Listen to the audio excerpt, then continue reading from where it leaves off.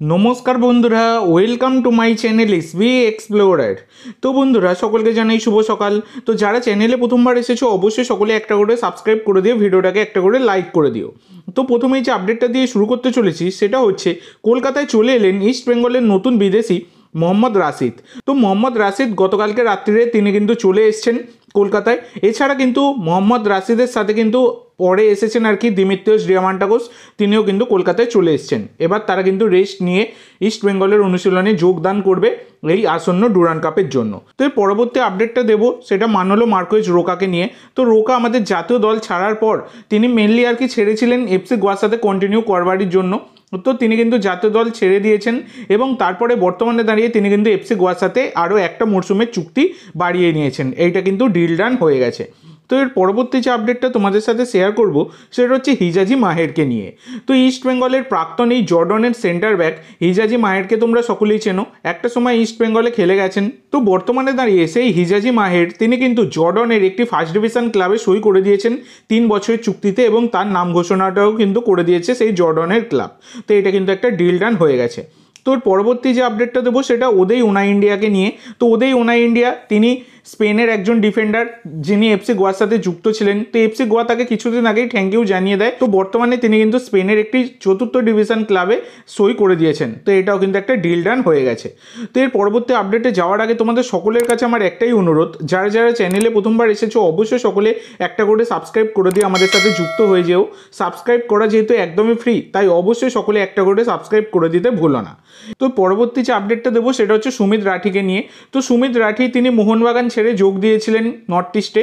তো সেখানে গিয়েও খুব একটা গেম টাইম তিনি কিন্তু পাননি।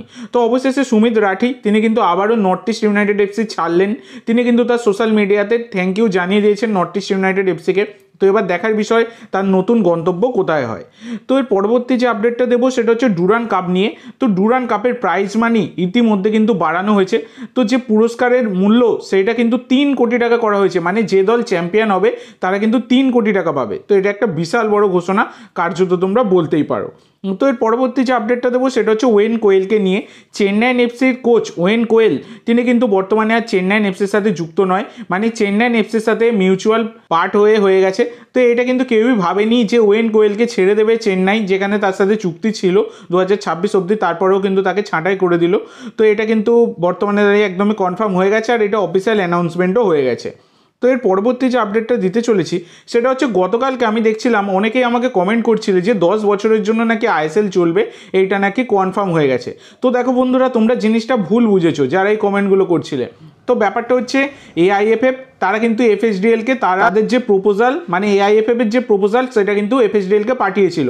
সেই প্রপোজালটাই তোমরা দেখেছো পুরো জিনিসটা, যেটা তোমরা কালকে যেটা দেখে সকলে কমেন্ট করছিলে সেই বিষয়টা বলছি আর কি। এছাড়া বন্ধুরা, এই যে প্রপোজাল এটা যে এআইএফএফ এফএসডিএলকে পাঠিয়েছিল সেই প্রপোজাল কিন্তু রিজেক্ট করে দিয়েছে এফএসডিএল। তো এফএসডিএল তারাই প্রস্তাবকে পুরোপুরি প্রত্যাখ্যান করে দিয়েছে। এটা কিন্তু একটা বড়ই অশনি সংকেত বলা যায়। তো আশা করব খুব তাড়াতাড়ি এই ম্যাটারটা রিসলভ হয়ে যাক। গতকালকে আবার দেখলাম সানা সিং বেঙ্গালুরু এফসির ডিফেন্ডার তিনিও কিন্তু মুখ খুলেছেন এই আমাদের ফুটবলের এই অনিশ্চয়তার জন্য।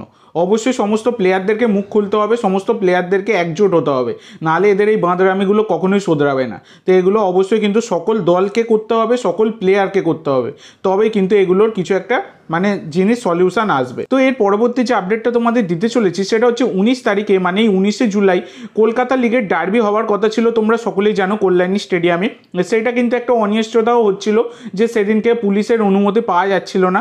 তো অবশেষে সেই ডার্বি সেটা কিন্তু রিশিডিউল করা হয়েছে, সেটা 26শে জুলাই কল্যাণীর মাঠেই কিন্তু হবে এই কলকাতা লিগের কলকাতা ডার্বি। তো এটা 19 তারিখ থেকে 26 তারিখে রিশিডিউল করা হয়েছে এবং 10,000 দর্শক নিয়ে, মানে 10,000 ফ্যান্স তারা কিন্তু স্টেডিয়ামে টিকিট কেটে প্রবেশ করতে পারবে। তো 10,000 দর্শক নিয়ে কিন্তু ডার্বি আয়োজন করা হচ্ছে। এর পরবর্তী এবং লাস্ট যে আপডেটটা দিতে চলেছি সেটা হচ্ছে সুয়েল ভাটকে নিয়ে। তো সুয়েল ভাটকে তোমরা সকলেই চেনো, 17 বছর বয়সী ভারতীয় স্ট্রাইকার যিনি বর্তমানে মোহনবাগানের সাথে যুক্ত। তো এই সুয়েল ভাট তার কিন্তু এই মরশুমেই চুক্তি শেষ হয়ে গেছে, মানে 2025-এর 31শে মেতেই চুক্তি শেষ হয়ে গেছে। তো তার সাথে নতুন করে চুক্তি বাড়াবে এটা অনেক আগে আমি তোমাদেরকে জানিয়েছিলাম।